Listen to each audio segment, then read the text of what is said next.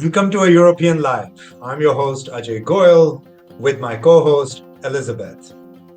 Elizabeth, tell our hosts a little bit about yourself and your travels and journeys around the world. I'm probably a born traveler. I was born in a small village in Switzerland and I needed to get out of there, so I became a tour guide. I was a tour guide for 11 years all over the world. I lived and worked in different countries. I then stayed in Cyprus. I found the love of my life in Cyprus, so I settled in Limassol. I had 2 children who are now grown up and became an interpreter because I speak 6 languages, and worked for the Cyprus and European Police Association and traveled again, mostly in Europe with them. And I have my own podcast, which is called Most Memorable Journeys.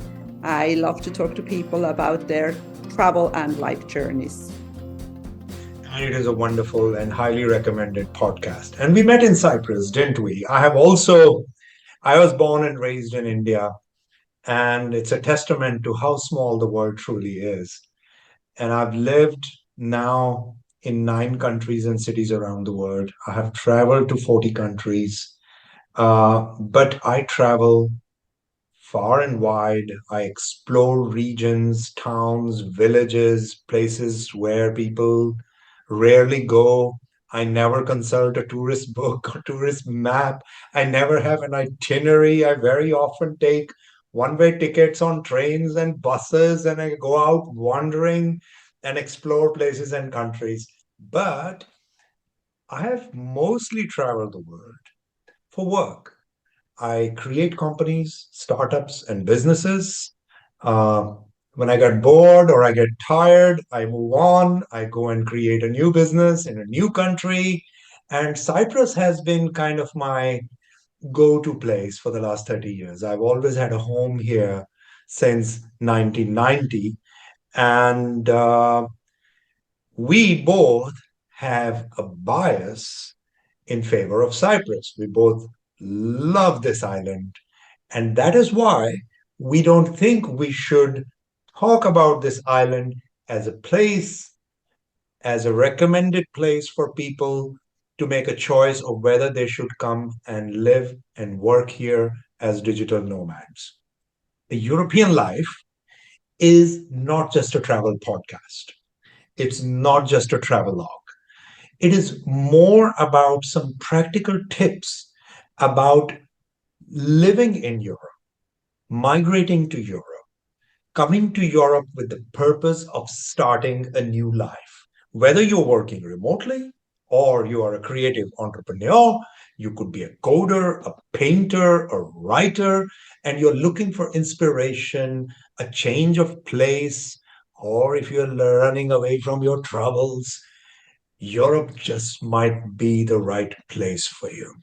So every week, we explore one new city and we talk about whether that city might be just the right place for you or not so right a place for you if you are a digital nomad or a creative wanderer.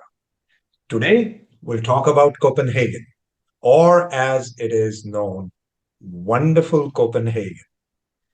Always a wonderful city to visit, isn't it, Elizabeth? It's a very beautiful city to visit, and that's all I've ever done. You're the one who lived there, so you will know a lot more than I do.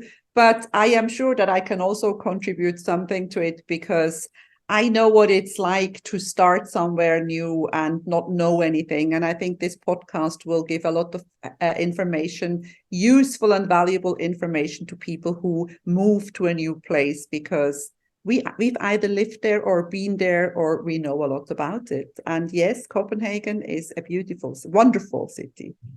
It is. I mean, the first thing that you notice is how efficient it is. The whole city is on bikes.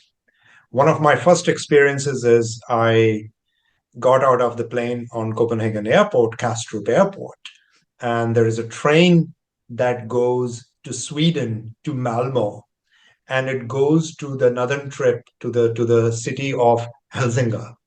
So that train takes about 10 minutes, 15 minutes to get to the center of Copenhagen. So I get into the train, and there's this elderly person who takes his bike into the train, as they all do. And I just realized this was the former Prime Minister of Denmark. And it is a country where everybody is keeping their head inside the tram. No one is trying to be exceptional. Everyone is humble, and they are all a very socialist mentality people that you're not supposed to show off. You're not supposed to brag. You're not supposed to show your wealth. You're all equal. You're just one of us. And that can be very sweet and wonderful, that you are not constantly being judged by what you wear, what watch you have, where you have been, how much money you have, what kind of house you have, because there everybody's on a bike. Isn't that amazing? Yes, that's amazing, and that may be the reason, one of the reasons why they are the happiest people in the world, because that those are all the things that make us unhappy, comparing ourselves to others, being judged by others. So this is definitely a reason why Copenhagen or the Danish people are nice people to be with. Yeah. It's a very flat country. So it doesn't have that great natural charm that many European cities on the sea have. Even though it is on the sea, it's a very flat country. There are no great rolling rivers, there are no hills and mountains. It's just a flat place. So they had to probably work much harder to make this place exceptional. And they have. They have succeeded in turning Copenhagen into one of the world's most exceptional cities. It's environmentally one of the cleanest cities in the world. You can just go to the port or one of the seafront areas, and you can actually jump into the water. You can drink water from the tap. The city is extremely accessible by walking, by bike. There is some kind of rent control. There are no vulgar displays of wealth and money, but there is beautiful architecture. City of Copenhagen itself is one of the biggest, if not the biggest employers in Denmark, meaning the budgets of the city are enormous, but they spend that money constantly on beautifying the city, making it more user friendly, adding those green spaces, making those relaxation areas by the canals and by the waterfront. And you can feel it. There are a million small things of beauty in the city of Copenhagen. I just can't get enough of it. How's been your experience traveling to that city? Look, I'm from Switzerland, so we are not far behind the Danes. We do all these things as well, and we have mountains on top of everything. But yes, I absolutely agree with you. It is this feel-good feeling, the cleanliness, the organization. It's something that, especially for us who live in Cyprus, we are not used to that anymore, and it kind of for somebody who takes it, for a Swiss who would go to Denmark, he would probably not notice it as much as we do, because we don't have it here in Cyprus or in the south. It is beautiful. It's everything is on time. People are reliable, and it's just the perfect little life. Yeah. And they're a very highly developed civilization. The level of education is very high. You feel that there is a lot of thought that has gone into everything, whether it is the detail of how a library is set up. There are beautiful libraries in the city, whether it is in the building of the Opera House, which is one of the most beautiful opera houses in the city. It is the details of the bike lanes. It is the new metro. It is the bus service. Everything for this small sized country, of course, it's easier. It's not as large a country as Switzerland, and it is more easily accessible. But they do things with a lot of style. You can see that in Danish design. You can see that in the way they have their fashion. It is in the way they do their events. It's in the way they have their culinary and gastronomic development. It's a country with a lot of style.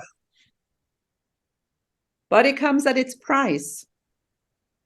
It does. It is also, as you said, one of the 10 most expensive cities in the world.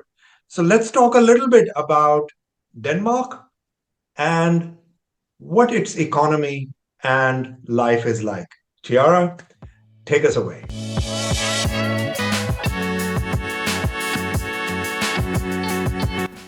Hi there. So, we gathered some data about the cost of living in Denmark, and even though Copenhagen for sure can offer a comfortable and organized lifestyle, living there is not cheap. In fact, the average cost per person every month to live in Copenhagen is around 3,000 euro. According to Internations, 59% of expats actually rate the cost of living in Copenhagen negatively, versus 35% globally. Despite that, 72% of expats living in Copenhagen feel that their disposable income is enough or more than enough to live a comfortable life, and 60% are actually satisfied with their financial situation. This means that life for sure is costly in Copenhagen, but salaries are probably high as well. According to the data we gathered, you can expect to pay around 1,700 to 2,000 euro a month for rent for a double room apartment. As for utilities, you can expect to pay around 230 euro a month. For groceries, around 200 to 270 euro a month. For transportation, maybe around 50 euro a month.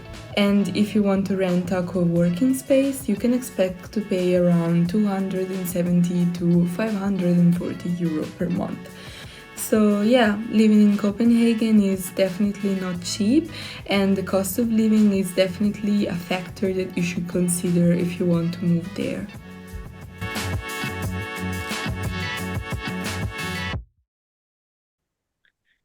I've been going to Denmark now nearly 20 years. And although I have never had a single bad experience, somehow it doesn't pull me. Somehow it doesn't call me. It doesn't, I don't know, attract me. Did you have a feeling of belonging in Copenhagen? Maybe, probably more than you, because as I said, the way of living, not the way of living, but the cost of living and the life quality is very similar to Switzerland. So I did feel like, it's nothing really special. But it's not one of the places where I would, sometimes you get somewhere and you spend a couple of days and you think, oh, I should move here. I did never had this desire to move to Copenhagen or to Yeah, I Denmark mean, for that. it's a city that's wonderful to go as a visitor, although we'll talk about it also with a fair bit of hype.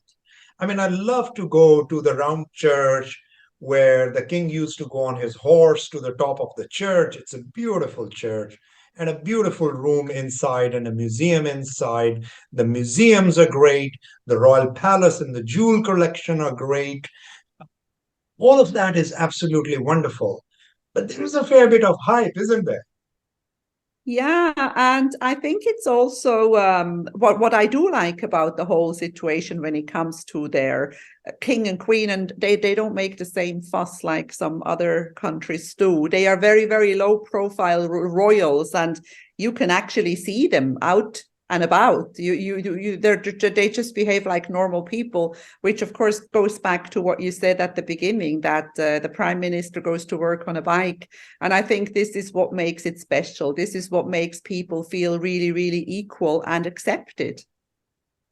It's a very inclusive and diverse society.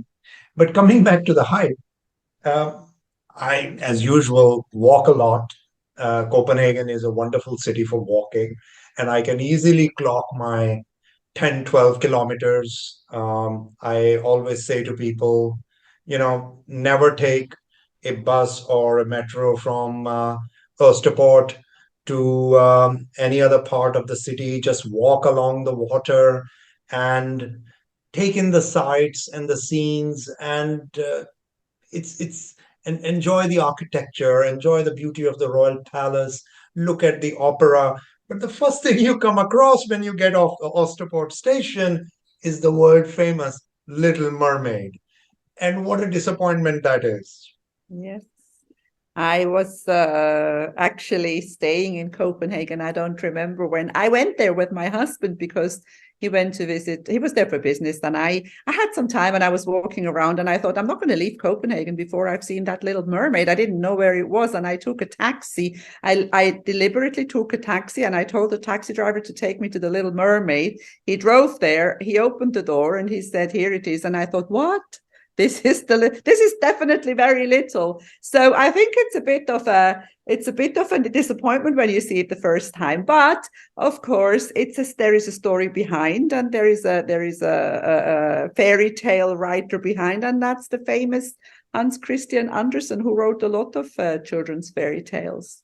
It's a tourism success story, and what they have done is that near the Little Mermaid and then near the Nehaven, which is a food capital of Europe, which is a gastronomic capital of Europe, they have set up a lot of these new food markets, or which used to be kind of farmer markets, but they are now gastronomic delights. So along the sea, they have built this large gastronomic hall.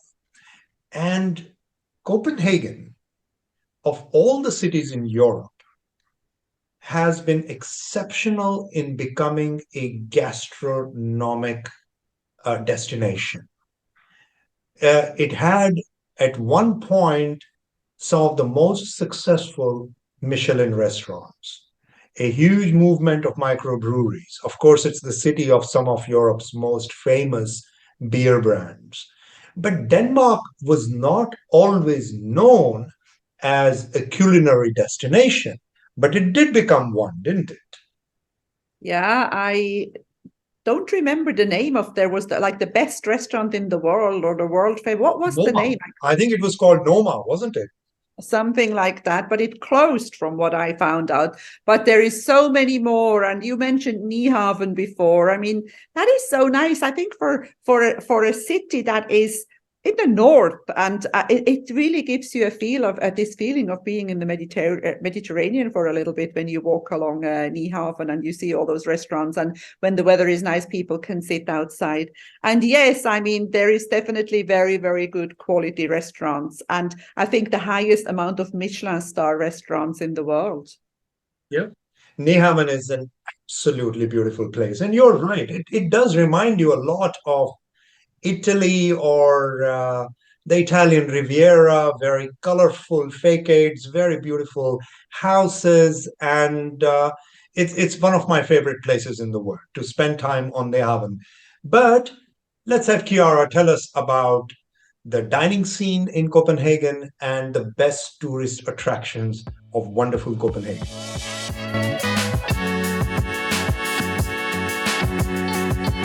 Copenhagen is an amazing city for eating out. Right now, in Copenhagen there are 14 Michelin-starred restaurants. Copenhagen is also known as the birthplace of the movement New Nordic Cuisine.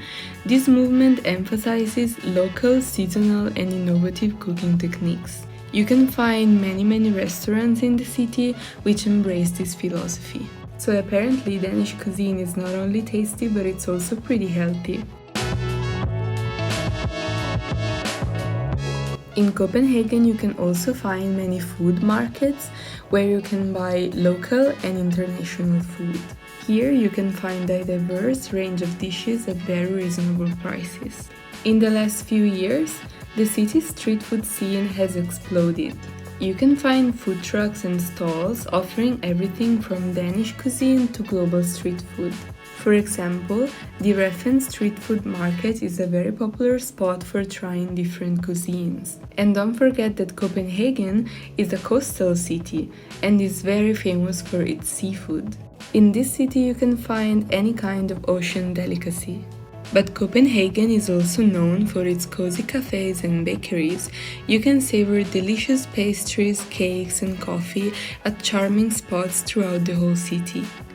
And being so diverse, Copenhagen can offer you a wide range of international cuisine. You can find excellent Thai food, Italian food, Middle Eastern food, and other international cuisines, allowing you to explore flavors from all around the world.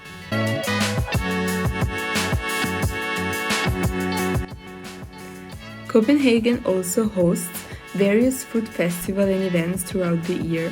For example, the Copenhagen Cooking and Food Festival, where you can experience culinary innovation and food culture.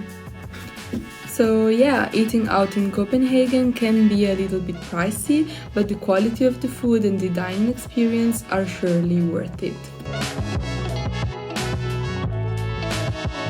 But now let's move on and let's see what are the best things that you can do while you are in Copenhagen. For sure, the first thing that comes to mind is the iconic Nyhavn, the new harbor. If you go to Copenhagen, exploring this area is a must. You can stroll along the colorful canal, soaking up the vibrant atmosphere and maybe indulging in delicious Danish pastries while admiring the historic buildings. If you're a fan of strong emotions and adrenaline rushes, then you might want to visit Tivoli Gardens.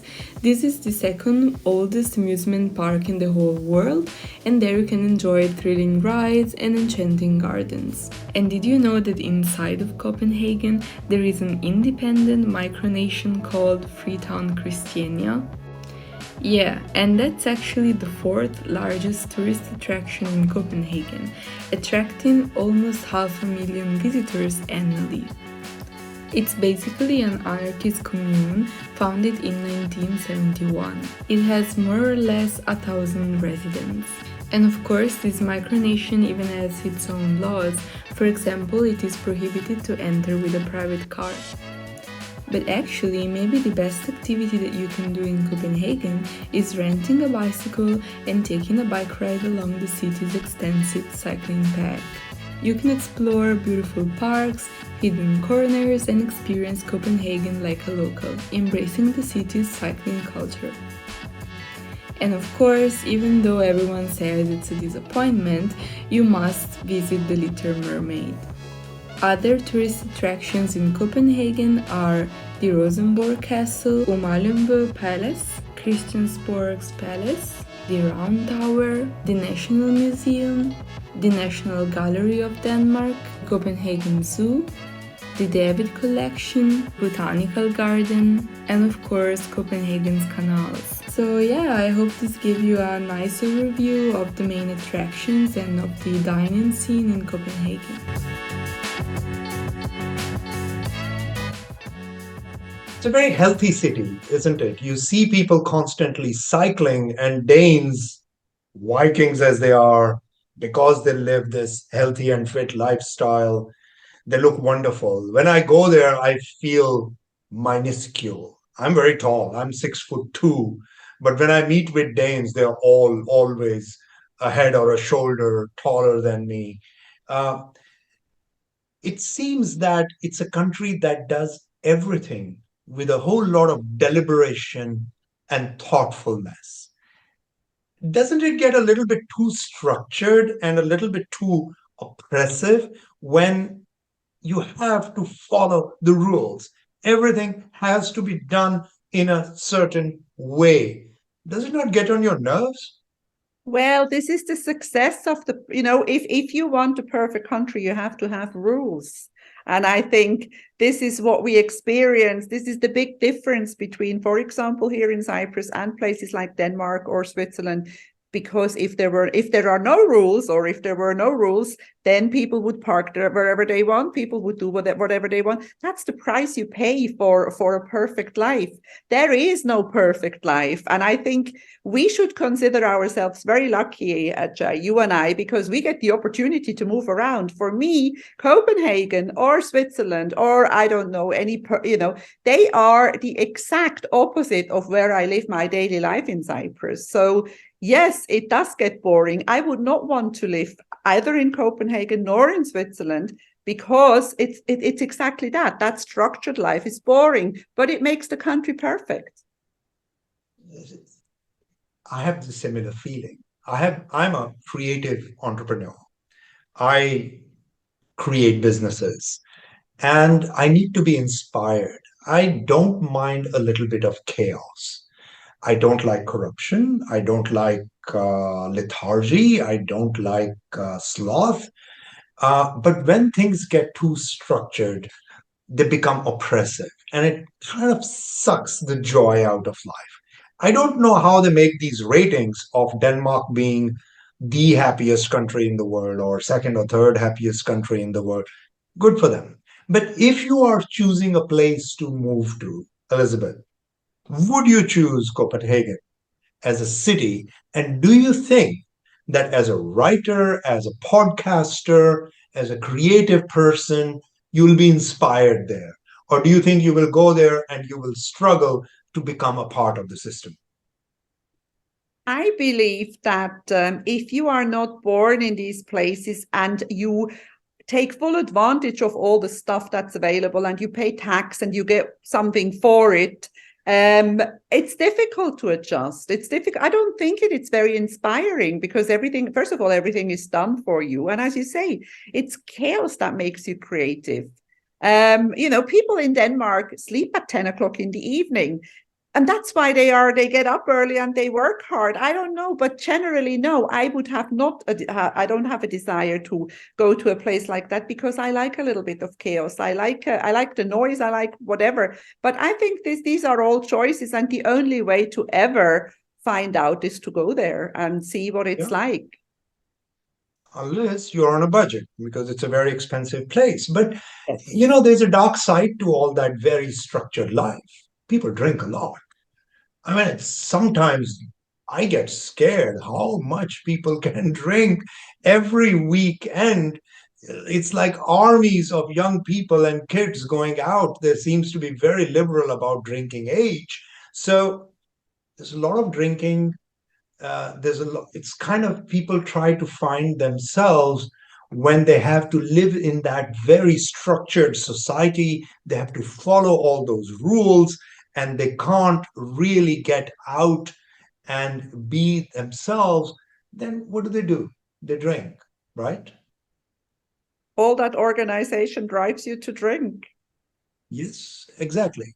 But let's talk a little bit about the economy of Denmark and how that country is so creative, so innovative, and how it has achieved such a high level on so many metrics of whether it is individual happiness, whether it is freedoms, whether it is efficiency of businesses. Chiara, tell us more about Denmark. Denmark is not a big country, but it keeps ranking as one of the most successful and prosperous nations around the world. Why is that? First of all, Denmark provides a strong social welfare system. This means free healthcare, free education, and in general just a bunch of social services for the people who live in this country. This means not only that the quality of life is really high, but also that the workforce is going to be healthy and skilled. Denmark also has a very high standard of education. Schools and universities are really high quality and they attract many students from all around the world. Another important point is the labor market flexibility. This means that the unemployment rate is really low. In general, workers have very strong rights and the job security is high. Denmark also strongly focuses on innovation, investing a lot of money on innovation and research. Denmark also appears to be a friendly business environment. The government truly supports small businesses and entrepreneurs in general. Doing business in Denmark is easy and the rules are transparent and straightforward. It's also important to mention that Denmark is a leader when it comes to green energy, especially wind power. According to the stats, the GDP of Denmark in 2023 is about 90 billion US dollars and is supposed to grow over 22% in 2028, reaching more than 495 billion US dollars. So I think it's safe to say that even though Denmark may be small, its economy is strong and thriving.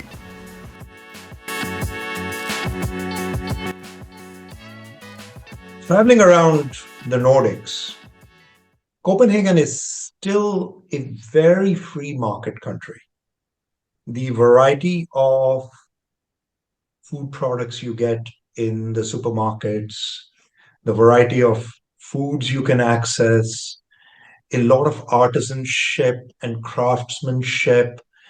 People do have an opportunity to express themselves through any number of art forms because the state, which collects a lot of tax, Denmark is one of the highest taxed countries in Europe.